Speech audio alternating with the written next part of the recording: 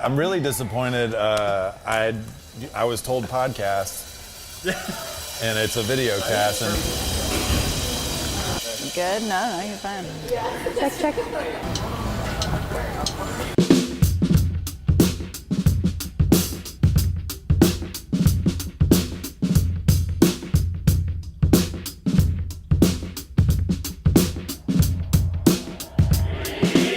Hey, my name is Parker Gates, and I'm one of the co-founders of Stoked. So this month, I'm gonna be your host solo. Jacob is out working on a big project for us. While Jacob is out, I'm working with a new collaborator, Baxter.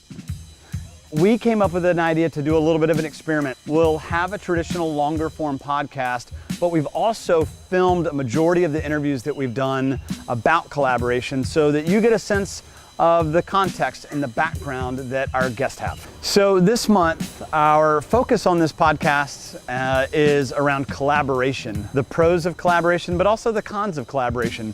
When is it fruitful to work with others? And conversely, what's it like working solo? And how can that be sometimes better or worse than working with others? Our first guest this month is Banning Bouldin. And she is both the founder and artistic director of New Dialects, is a contemporary dance collective here in Nashville, Tennessee. Check it out.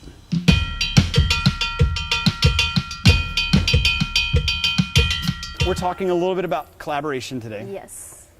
You have some experience collaborating with This is how we work all the time. Right. Can you give me like a specific example of where collaborating with somebody else feels like fruitful and helpful? I mean, I can say just the art of dance making in and of itself can only happen by collaborating with other people. Right. For me, well, specifically as a choreographer of group works, the ideas in my head are only going to live in my head until I learn how to and start to translate those in a collaborative setting with other choreographic dancers. Tell me about a time when it's actually harder to be collaborative. Oh man, yeah, totally. Well, I think it takes an incredible amount of self-awareness and also a willingness to develop nuanced relationship skills.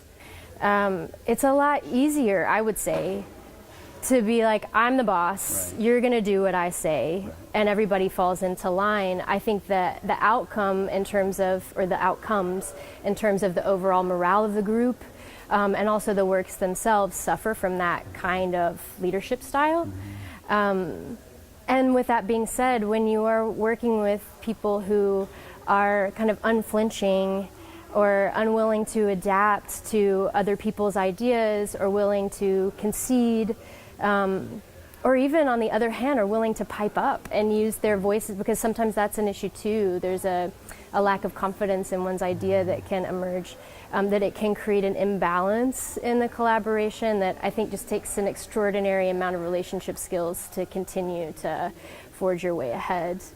We say like too many cooks in the kitchen, and I think that's that the fear of that, or the assumption of what that's going to feel like, all these voices chiming in, oftentimes can prevent people from wanting to enter into a more collaborative approach.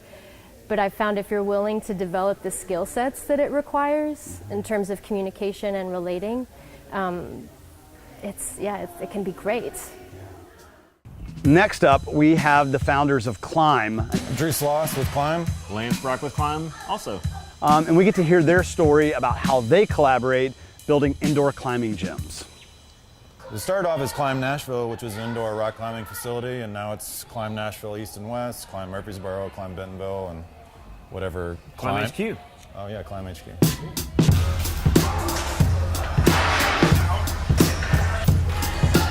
So you guys have been business partners for how long? 16 years? 316 years.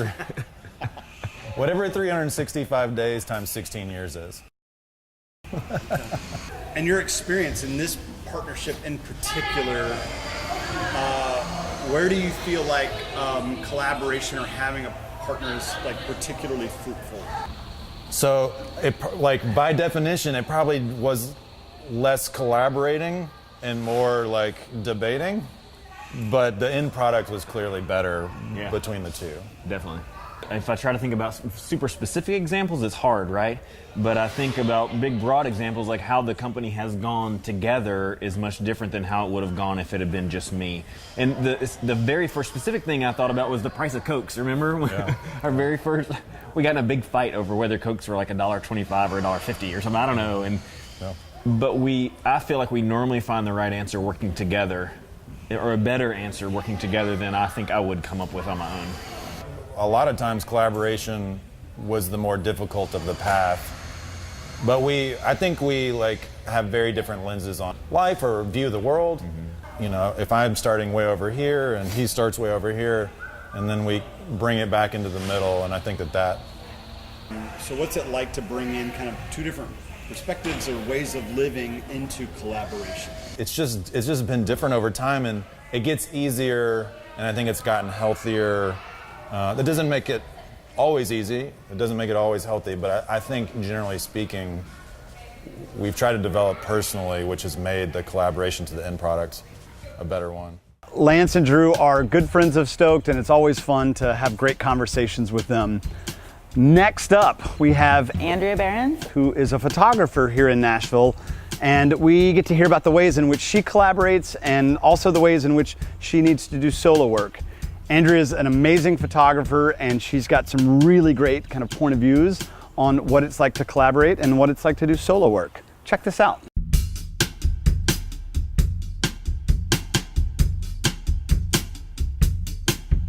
In what ways do you find yourself collaborating with other people in your photography business? Well, depending on the genre, let's say I'm taking someone's portrait.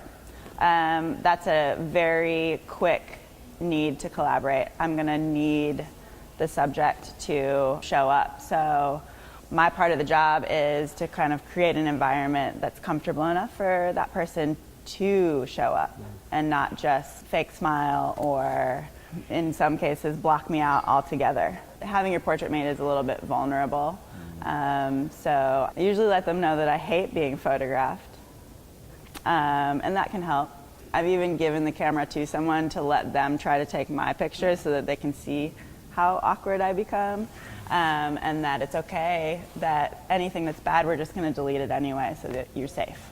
Plus you're an asshole, and then I might. Like if I had a motto, it would be collaborate instead of compete. Really? I would yeah, absolutely. There's room for everyone, and the more brains on something, the better an idea can be. Yeah. If there's a collaborative spirit, Yeah. instead of a competitive one. Tell me where collaboration can feel frustrating or thwarting momentum or something.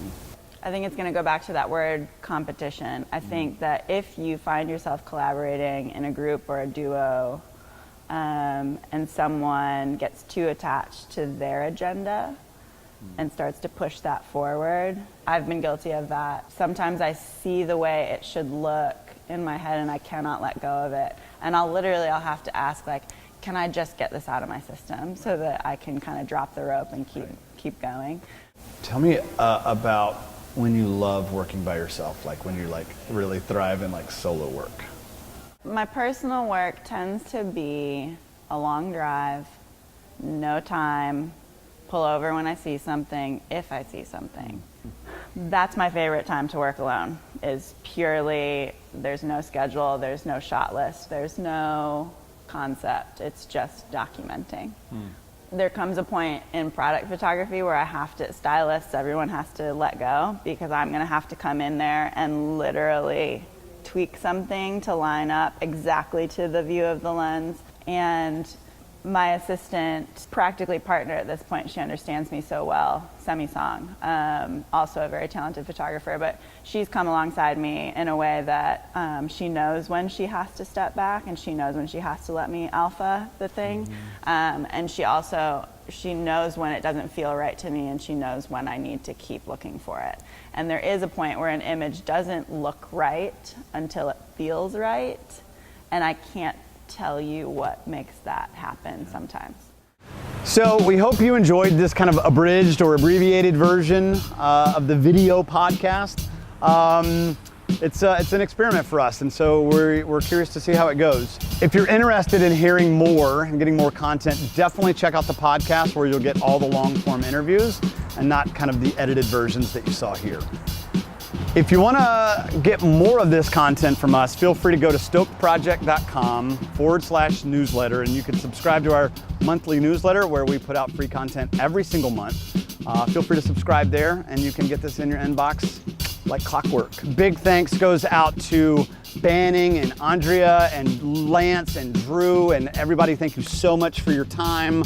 We really appreciate it and couldn't do this kind of great stuff without you.